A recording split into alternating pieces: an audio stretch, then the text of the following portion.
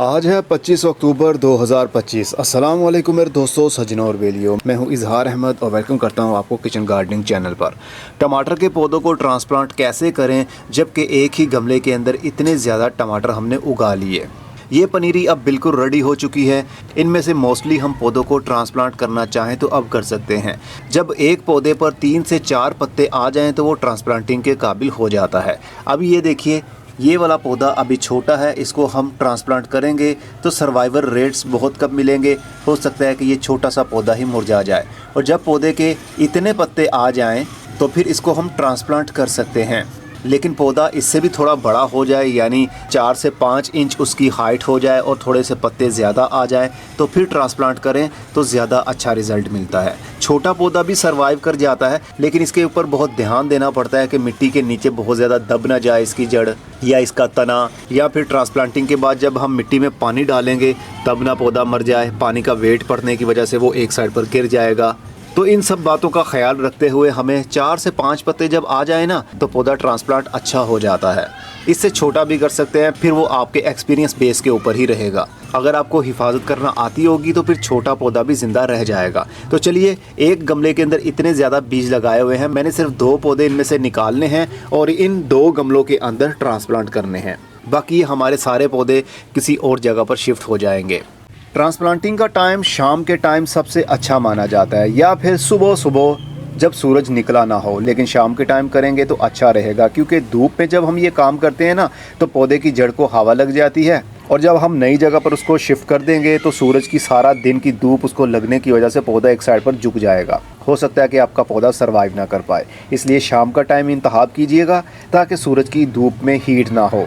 अब इन गमलों के अंदर मैंने एक दिन पहले खूब अच्छे से पानी दे दिया ताकि पूरी मिट्टी गीली हो जाए, और अब ऐसा ही है। लेकिन उससे अगले दिन मिट्टी की हल्की हल्की सी गोडी कर लीजिए, मिट्टी का सरफेस एक जैसा बना लीजिए, और उसके अंदर हम पौधों को ट्रांसप्लांट करेंगे। वैसे मैं 2 पौधे इसमें लगाऊंगा, 2 पौधे ही इसमें लगाऊंगा, क्योंकि हो सकता है कि एक हमारा पौधा किसी न किसी वजह से मुरझा जाए। ट्रांसप्लांटिंग का शौक़ भी तो होता है, तो इसलिए 2-2 पौधे ट्रांसप्लांट करूंगा। और ये भी हो सकता है कि दोनों पौधे ही सरवाइव कर जाएं, तो कोई बात नहीं, दोनों पौधे ही इसमें लगे रहेंगे। लेकिन टमाटर का एक पौधा 12 इंच के गमले के अंदर अच्छा चलता है। 2 पौधे लगाएंगे तो पौधे का हैज सही से बन नहीं पाएगा, क्योंकि ये सब्ज़ी वाला पौधा है, इसकी जड़ें भी ज़्यादा आनी हैं और इसके पत्ते भी ज़्यादा आने हैं। तो पत्ते जब बहुत ज़्यादा आएंगे, सूरज की धूप हर पत्ते के ऊपर आ नहीं पाएगी, उस वजह से पौधे की ग्रोथ रुक जाएगी, तो दोनों की ग्रोथ के ऊपर उसका बुरा असर होगा। इससे अच्छा है कि एक गमले के अंदर सिर्फ एक पौधा ही रहे। लेकिन मैं दोनों लगा रहा हूँ, दोनों को ही लेकर चलूँगा मैं। दोनों बच गए तो ठीक है, अदरवाइज़ एक तो बचेगा ही। अब मैंने मिट्टी की गोडी कर ली है। अब हम पकड़ेंगे गमले को और किसी भी टूल की मदद से मिट्टी में से पौधों को निकालेंगे। मैं पूरा रूट बाउल बाहर नहीं निकालने वाला, क्योंकि मैंने इतने पौधों को ट्रांसप्लांट नहीं करना।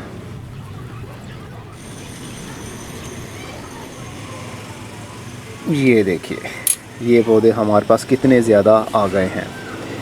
अब आपने कोशिश ये करनी है, अब ये वाले पौधे हैं ना 3, उसका रूट बाउल एक ही बना हुआ है, तो हम उसको एक ही गमले के अंदर तीनों को ट्रांसप्लांट कर देंगे। इस तरह मरने के चांसेस बहुत कम रहेंगे। अगर हर एक सिंगल पौधे की जड़ को निकाल कर आप अलग जगह पर ट्रांसप्लांट करेंगे तो मोस्टली पौधे आपके ट्रांसप्लांटिंग के बाद मर जाएंगे, अगर आपको उसका एक्सपीरियंस ना हुआ कि उसको हैंडल कैसे करना है। वो कैसे करना है मैं अभी बता भी देता हूँ आपको। चलिए, सबसे पहले इसको ही ट्रांसप्लांट करते हैं। मिट्टी के अंदर मैंने गोडी कर ली है। अब सेंटर में थोड़ा होल करते हैं। ट्रांसप्लांटिंग के बाद आपके पौधे क्यों मर जाते हैं, उसकी सबसे बड़ी वजह ये भी होती है कि आप पौधे को बहुत ज़्यादा दबा देते हैं जब हम उसको मिट्टी के अंदर शिफ्ट कर रहे होते हैं। ये देखिए, और अब हम इसको मिट्टी से कवर करेंगे। थोड़ा सा पौधा उठाएंगे और इसकी साइडों पर भी मिट्टी लगा देंगे, लेकिन जड़ वाला जो एरिया है ना उसको बहुत ज़्यादा हमने अपने हाथों से दबाना नहीं है, यानी बहुत ज़्यादा पुश करने की वजह से रूट एरिया बाउंड हो जाता है, वहाँ से काफ़ी सारी जड़ें टूट जाती हैं। और ये जो पौधे का तना है ना, ये बहुत सॉफ्ट होता है। अगर ये भी ज़्यादा मिट्टी के नीचे दबा दिया और ऊपर से हमने हाथों से इसको प्रेस कर दिया ताकि पौधा अपने पाँव पर खड़ा रहे, तो ज़्यादा मिट्टी सख्त होने की वजह से ये तना यहाँ से गल जाएगा। इसी वजह से ज़्यादातर पौधे मरते हैं। और अब इसी तरह इस पौधे को भी हम ट्रांसप्लांट कर लेंगे।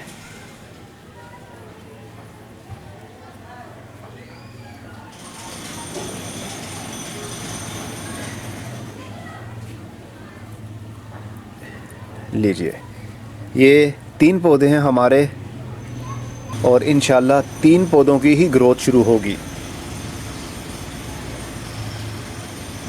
ये देखिए, इसकी जड़ अलग हो गई है, मिट्टी से ये हट गया है, कोई बात नहीं।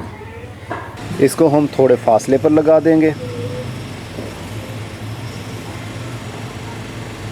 ये देखा ना, इतना छोटा पौधा हो तो उसको ट्रांसप्लांट करने के बाद संभालना थोड़ा मुश्किल होता है। आप जैसे ही पानी देंगे तो ये वाली मिट्टी नरम होने की वजह से पौधा एक साइड पर झुक जाएगा।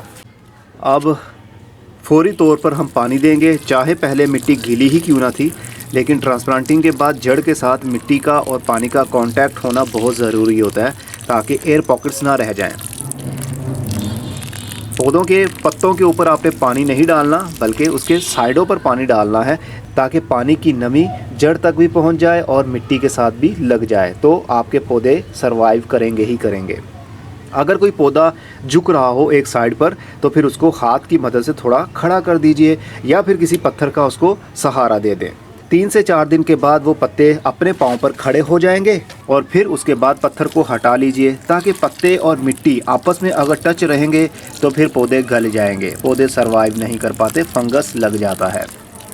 क्योंकि पत्तों के साथ जब पानी हर वक्त लगा रहेगा और मिट्टी लगी रहेगी तो फिर वो गलना शुरू हो जाएंगे, मतलब फंगस लगना शुरू हो जाएगा, तो वो डिकम्पोज होना शुरू हो जाएंगे। अब इतना पानी इनको मिल चुका है कि पानी में जड़ भी भीग चुकी है और मिट्टी भी जड़ के साथ लग चुकी है पानी की वजह से। अब हमारे पौधों के मरने के चांसेस तकरीबन 99% ख़त्म हो चुके हैं।